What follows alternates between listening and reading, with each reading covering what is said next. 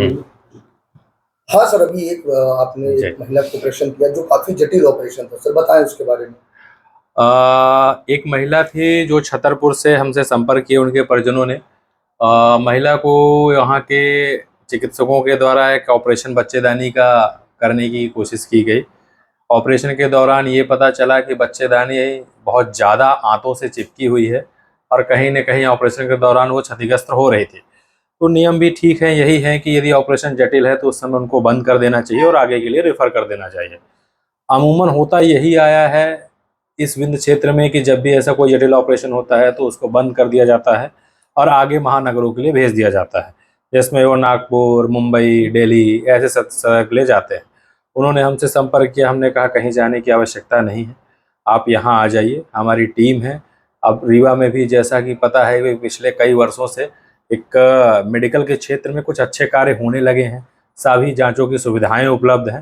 फिर वो हमारे पास यहाँ पे आए, उनका सिटी स्कैन वगैरह कराया। मरीज के सिटी स्कैन को डिटेल पे हमने, डॉक्टर पूजा मैडम ने, टीम ने स्टडी करी, देखा कि कहाँ कैसी चिपकाहट है, कहाँ कैसा है, और ये निर्णय लिया गया कि इसको वापस से ऑपरेशन करना चाहिए। ऑपरेशन में सारी तैयारी के साथ जब ऑपरेशन की टेबल पे गए, मरीज की पेट का वापस से खोला गया उनको, तो उसमें ये देखा कि आंतें जो हैं कई जगह से क्षतिग्रस्त थी और मलबा, जिसे हम सीधी भाषा में बोले कि जो आंतों का जो लेट्रिन है वो पेट में पूरी तरीके से फैल रहा था और बच्चेदानी जो चिपकी हुई थी उससे भी रक्त का स्राव हो रहा था, जिस वजह से मरीज का बीपी कम था। ब्लड मंगाया गया, सारी व्यवस्था की गई। लगभग 5 घंटे यह ऑपरेशन चला, जिसमें जो क्षतिग्रस्त आंतें थी उनको हर जगह से रिपेयर किया गया। जो बच्चेदानी चिपकी हुई थी उसको चारों तरफ से फ्री किया गया।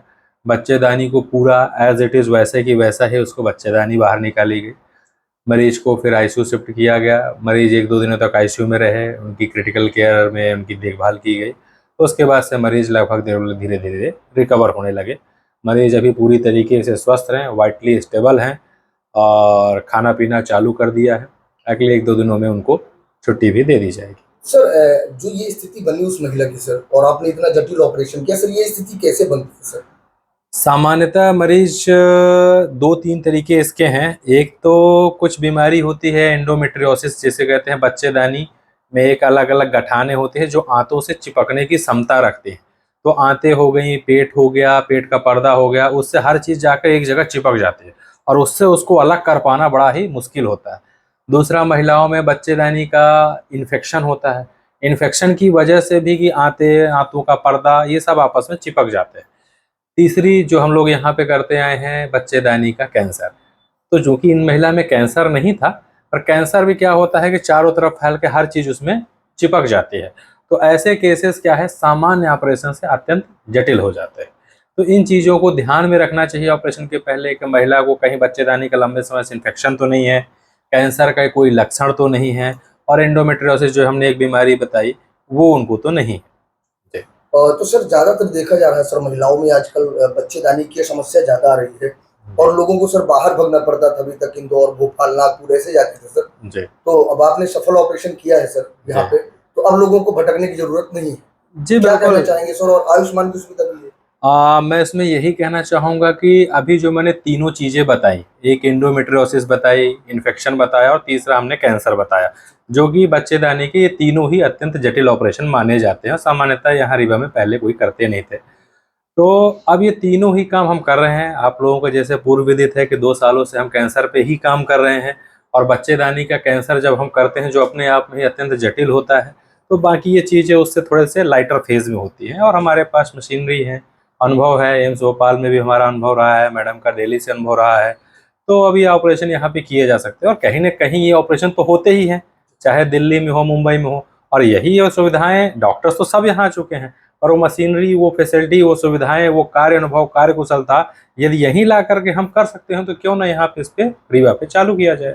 सर, देखा गया ज्यादातर लोगों को जब ऐसी बीमारियां होती है तो लोग घबराते हैं सर, तो उनके लिए क्या कहना चाहेंगे सर? क्या मैसेज देना चाहेंगे? जैसे इसी में इन्हीं मरीज में बात करें तो इनके परिजन बहुत ही डरे हुए थे। वो शायद उम्मीद या होप जिसे बोलते हैं छोड़ चुके थे।